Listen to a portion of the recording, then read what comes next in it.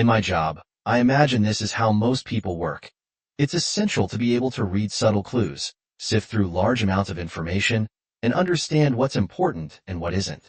Intuition is really about seeing vague, emerging patterns that you can notice but can't quite express in words. I've always been good at that, trusting my instincts even when I couldn't exactly say how I knew what I knew. And that's how I achieved a lot of success and impressed many people. I'll give an example that got me promoted to vice president 2 years ago. We were finishing up the acquisition of a startup called Vertican, whose details don't really matter. Back then, I was just a middle manager overseeing the review of their software code and participating in meetings with their representatives. Something felt off. Something wasn't quite right in certain areas where my engineers told me the code seemed overly complex, like it was over-engineered. And when we discussed this with the Vertican representatives, their answers were very plausible but not quite convincing. So I stepped up. I went to my boss a day before the deal was supposed to close and said, "Something's not right here. Give my team 72 hours to review the product again before you sign." I was threatened, yelled at, and criticized. They said, "If this deal falls through, you'll be out of a job." The people from Verticon were furious, upset, and threatened to pull out of the deal and instead offer everything to Cisco. But they didn't. My team worked their tails off for 2 days and nights and discovered a glaring hole in Vertigon's security protocols. So, we went back to the table, caught them off guard, and renegotiated the terms. In the end, Mexico still bought from Verticon, but it took another 7 months before they could convincingly prove they had fixed the issue. They did so at 18% lower than the originally agreed upon price, which made me a vice president with a significant raise. I received a $2 million bonus, which sounds amazing, until you realize it was only 0.4% of what Mexico saved on the deal. Possibly the best part of all this, aside from the money, which Lori and I used to buy a magnificent house in Pacific Palisades with a sensational ocean view, is that now everyone looked at me as Mexico's permanent genius. Every suggestion I made was heard, and every insight I had captured people's attention. If I ever needed some time or wanted to go somewhere to check something out or talk to someone, it was always, "Of course, Glenn. Whatever you need." So, at 3:17 p.m. on March 8th, when I walked out of my office and headed to the parking lot, telling my administrative assistant that I'd be out for the rest of the day, she didn't bat an eye and just responded that she'd reschedule my meetings. She and my other assistants probably thought, "Glenn has another hunch," and they were right. It suddenly dawned on me that my best friend, Tom Bort, might be sleeping with my wife. Tom and I grew up together in the suburbs of San Diego. We were inseparable from about 2nd grade until we went to different colleges. But we stayed in touch, even when his job in commercial real estate took him far from the West Coast. When Lori and I got married, Tom was my best man, although she had never met him until the evening of our rehearsal dinner. Of course, he liked her, as I figured he would, because Lori is amazing and fun, incredibly smart, thoughtful, and loving. I could go on. While we were waiting together for the ceremony to begin, Tom said, "Dude, you hit the jackpot. Lori's really something. I almost envy you." I laughed and said the key word is almost, because Tom was the kind of guy who didn't make commitments, approached everything casually, and loved the company of women, as many as possible. Women liked him too, but let's just say he wasn't the marrying type. That night in our hotel room, Lori and I talked about him. We were curled up in bed together, both pretty drunk. We didn't feel the need to make our marriage official since we had been living together for several months and were regularly intimate. So instead, we talked about the wedding, the food, the guests, and about leaving the next day for our honeymoon in Maui. "What do you think of my friend Tom?" I asked her. Her first words were a surprise. "Oh my God, he's amazing," she said, then giggled and looked at me, blushing slightly. "I mean, you're the most handsome man in my world, baby." She kissed me. "But Tom, well, if I wasn't in love with you," she trailed off, kissing me again. Perhaps realizing she had gone a bit too far, but I just laughed. I knew how much Lori loved me. Holding her tightly and gently in my arms, I said, "I get what you mean, baby. He's tall and broad-shouldered, and he's got that charming manner and that tempting smile. He's always been like that, mostly a magnet for attention. And I bet that right now he's in bed with one of the bridesmaids, or someone else he met at the reception.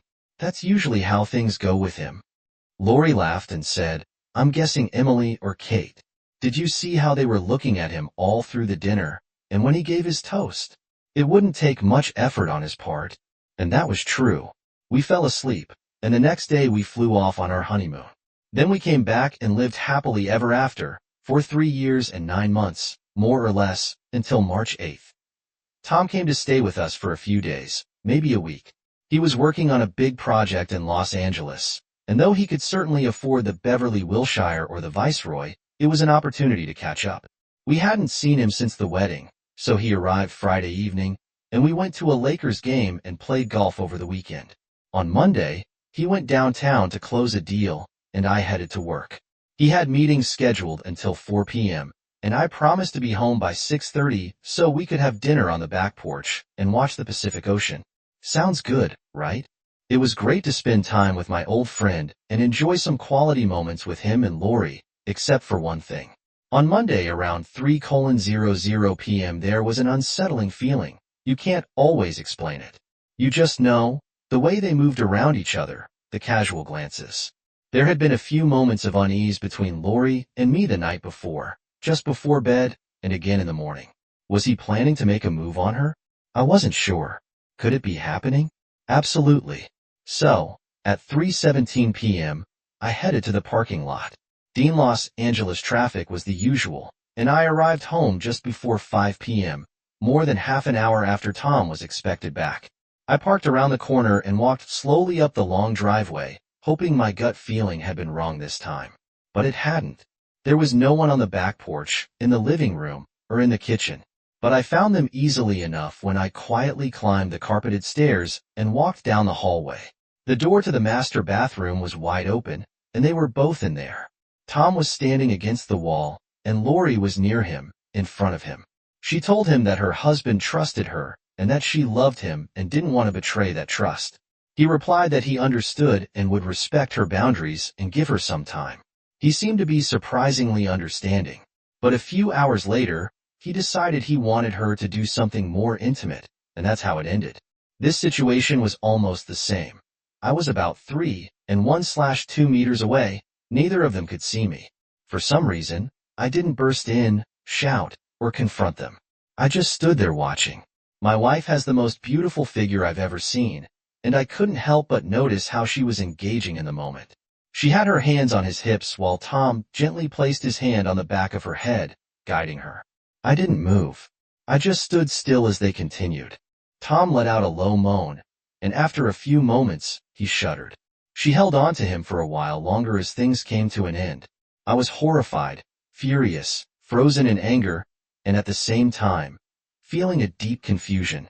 Lori was undeniably attractive, and I couldn't help but imagine what Tom was feeling, but I stayed rooted to the spot. Eventually, Lori let go, and Tom helped her to her feet.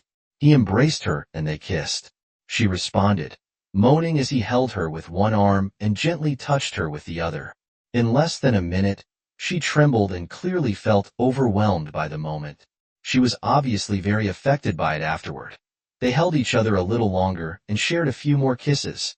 Then she said, "You're really something else, you know that? I told you I'd never cheat on Glenn." He kissed her again. "I could say I'm sorry, Lori, but I won't. Glenn is my friend, and I love him, but when I saw you yesterday on the deck in that bikini, I could barely stop myself from pulling you aside right then and there. So instead, you came over to my house today, pulled me into the shower, and made me do something intimate. Is that really any better?" These words might have sounded like a complaint, but Lori was still in Tom's arms, still smiling at him, and still running her hand over his chest. "Well, it's a little better," he said. "Technically, we didn't go all the way." Finally, she pulled away from him as she grabbed her clothes and walked toward the bedroom. I quietly left the house and went back to my car. I can't explain what I did that night. It wasn't what you'd expect, that's for sure. I felt disgusted and sick, ready to lash out at the two people I loved and trusted most in the world. But instead, I drove around with a million thoughts racing through my head, then came home and played the role of a gracious host and loving husband. Tom and Lori both played it pretty cool, though it wasn't hard to see that she was a little tense. As for Tom, what an actor.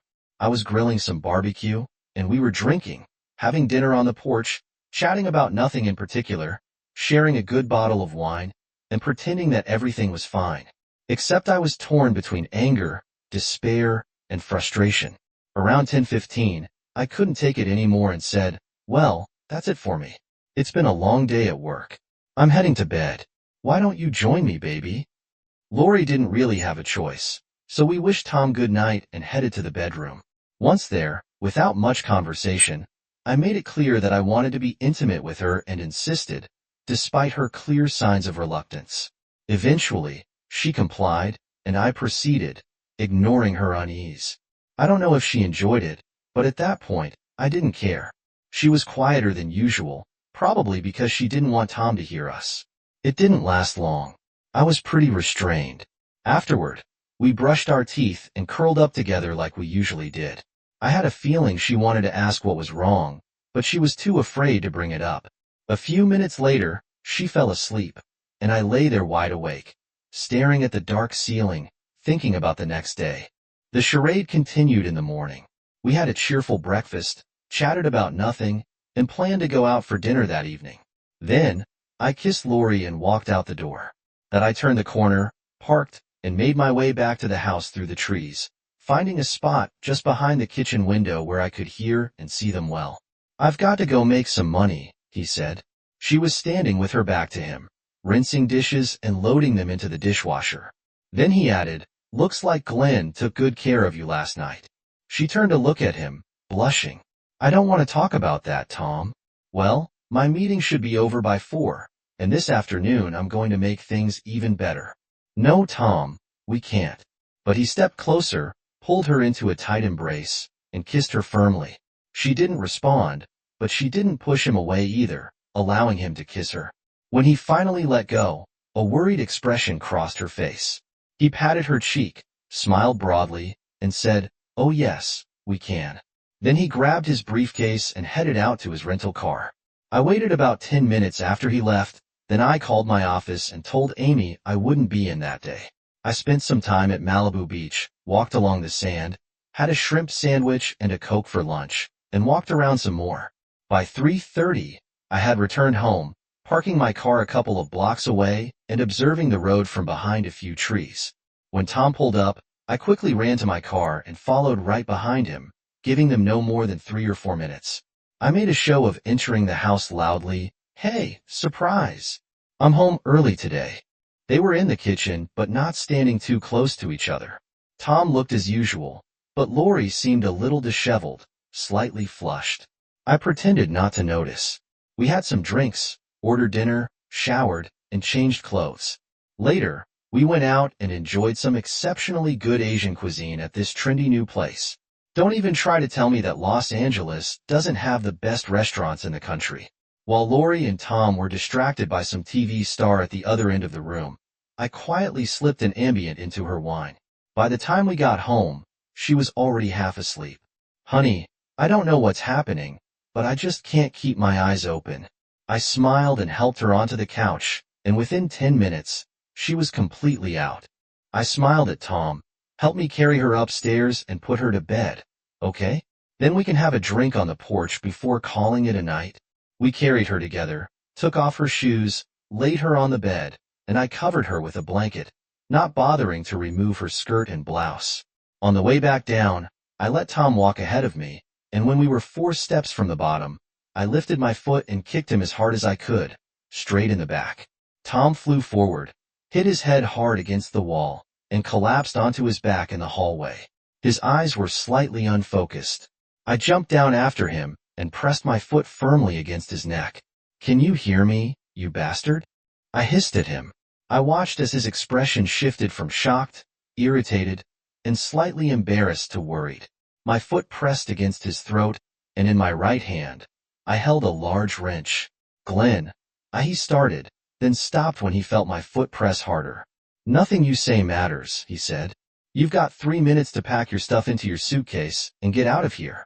And if I ever see you again, you'd better have a gun, because I swear I'll beat you to death."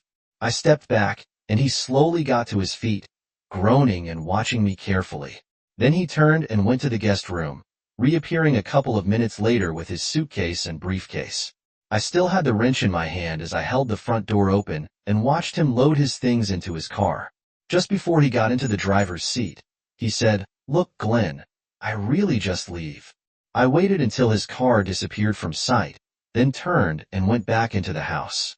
I made myself a drink and sat alone on the porch for almost an hour, sipping it and gazing at the stars. I suppose I could say I was thinking, except I'm not sure I was really thinking about much at all. Then I went upstairs, gently undressed Lori, and tucked her into bed. After that, I climbed in beside her, and surprisingly, within minutes, I was out like a light. I was sitting on the porch with my coffee when Lori came out. She was wearing a lovely blue nightgown. "Sorry, honey," she said. "I don't know what happened to me last night. We had such a nice dinner and I don't know, I felt so exhausted." "It's okay, baby." I gently pulled her down to sit on my lap and hugged her. "Tom and I carried you to bed." A few minutes later, she went to get some coffee and start breakfast. When I walked inside, she asked, "What would you like this morning?" "Maybe some eggs, and what do you think Tom would want?" "Oh, he had to leave last night," I said. She looked at me in surprise. "Someone from work called him, and he headed straight to the airport. I think he had a red-eye flight to New York. He asked me to say goodbye and thank you for everything." It was amusing to watch her face. Clearly, Lori didn't know how to react. Finally, she just said, "Well, at least we got to spend a few days with him. Did you enjoy his visit?" "Of course," I said. "And you?" She looked away. "I guess so," she said. "I mean, he's your friend, not mine. Actually," she continued, "I'm glad he's gone. I like it when it's just the two of us." Then she came over, hugged me, and kissed me. After breakfast, I went upstairs and took a shower. When I finished and was drying off, I called out, "Lori, can you come here for a minute, baby?" When she walked into the bathroom, I was standing there, and she looked at me confused. I said, "Come closer for a moment." I gently lifted the hem of her nightgown and softly guided her to kneel next to me. "There," I said, "why don't we take a moment together?" She looked at me for a long time, and I looked back at her, and then her eyes filled with tears. She lowered her head and began to cry, sobbing into her hands. I just stood there watching her, not knowing what to say. When she finally began to calm down, she looked up at me with tear-filled eyes and said, "Oh, honey, Glenn, I'm so sorry." I said, "You don't need to say anything." I gently held her close, offering comfort as she cried. And when I pulled her close and hugged her, just as Tom had done, she began to sob again, trembling. It took another 10 minutes or so for her to calm down, and for both of us to regain some composure. Standing there on the bathroom mat, I said, "I don't know, honestly. I have no idea." We were sitting on the porch an hour later. "I know I love you," I said, "and I know I want to stay with you, but I don't know if I can. I don't know if I can go to work in the morning or leave for a 3-day business trip without wondering if someone else is taking advantage of the situation." She looked at me with red, tear-filled eyes. "I'm so sorry," she whispered, probably for the 20th time. Then, in a stronger voice, she added, "Nothing like this has ever happened before. Nothing. It was Tom. I don't know. Yeah, he's amazing." I said, "He's like some kind of sex god, and every woman wants him. And you're no different, never mind that you're married and he's my best friend, right?" I could feel my anger rising again. I stood up, grabbed my keys, and walked out of the house. I drove aimlessly and didn't come back until late that evening. It took the better part of a year to piece things back together. A year of awkward silences, explanations or apologies met with cold stares, angry accusations met with downcast eyes. I didn't leave her, I didn't hit her, and I didn't threaten her. In fact, we never even stopped being intimate, but something was definitely off. No more closeness, no more loving glances or kisses, no words of love or a sense of security together. And there was no magic fix that made things better. It just took time. Lori found a therapist to help her work through her issues, and for a long time, I wasn't interested in hearing what she discovered. But about 4 months later, we had a brief conversation about it. It seemed to be helping her, though I can't say that everything she shared with me was all that useful. About 2 weeks after I kicked him out, Tom sent me a letter. At first, I thought about throwing it straight in the trash, but I ended up tossing it into my desk drawer. I read it a few weeks later. He apologized for being selfish and irresponsible, admitted he had treated Lori like any other woman he was attracted to, and took full responsibility for what happened. He said Lori was a good woman who adored me, and he hated the thought that he had damaged our marriage. Blah, blah, blah, forget him. I handed the letter to Lori and said, "Maybe you'd like to read this," and then I left the room. Later that day, I saw the letter crumpled up in the trash can. Ways things quietly started to get better for me. I remember one day walking into the house at lunchtime, right after a stressful day at work, and feeling a strong desire to see Lori and tell her about it. That's when I realized that the anger I'd been carrying inside, the deep, desperate anger and the urge to hurt her somehow, had largely faded. The days of coming home each evening with clenched teeth had quietly come to an end. So we had a few weeks of improvement, and then as the holidays approached, things got bad again. I found myself constantly tense, walking around with a dark expression and darker thoughts in my mind, while Lori looked scared. After a few days of this, and nearly silent dinners, I finally said, "Sit with me in the living room." She sat down, looking wary, bracing for the worst. And I said, "I want you to listen, and I don't want you to say anything, especially I don't understand." "Okay." Lori nodded, her expression one of barely breathing. After a long moment, I said, "It aroused me that day when I saw you. I was so tense and angry, but I couldn't help it. I was physically reacting." I watched her. She sat very still. This was the first time we talked about what I had seen. "I hate what I saw. I absolutely hate it. I wanted to hurt you both, to lash out. I was so wounded, so scared. Since then, I've thought about it a million times. You have the most beautiful body I've ever seen, and there you were, doing what you did. Let me make this perfectly clear. It's not about thinking of you with other men. It's about seeing you like that, so beautiful, so caught up in the moment." I paused for a moment and then said, "If this means there's something wrong with me, then so be it." She didn't move or change her expression. I stood up and walked away. For the next 2 nights, I slept in the guest room. We barely spoke to each other. Then, on the 3rd night, Lori made a really nice dinner and served a special wine that we both particularly liked. "I'm so grateful that you told me, Glenn, and I hope that since this came up, it's a good sign that maybe you're starting to feel a little better, starting to trust me a little more." I nodded. "Did it confuse you?" she asked. I looked away and nodded again. Lori came over and knelt in front of me, resting her head on my lap. We sat there in silence for a few minutes, then she lifted her head. "There's nothing for you to be confused about," she said. Her voice was surprisingly steady. "I'm the one who messed up," she said, with a pained expression. "There was Tom, but I'm the one you married, the one who made the promise. This is on me, and I will never stop regretting what I did. And I'm so sorry for the pain I've caused you." She stood up, took my hand, and led me toward the stairs. "Come and make love to your apologetic wife, Glenn. Don't just be with me, make love to me, and let me show you how much you mean to me." We made love, and it was good. It was more than just good. I wasn't done being angry or hurting, or even doubting. Well, almost, but something in my gut told me we would work through it.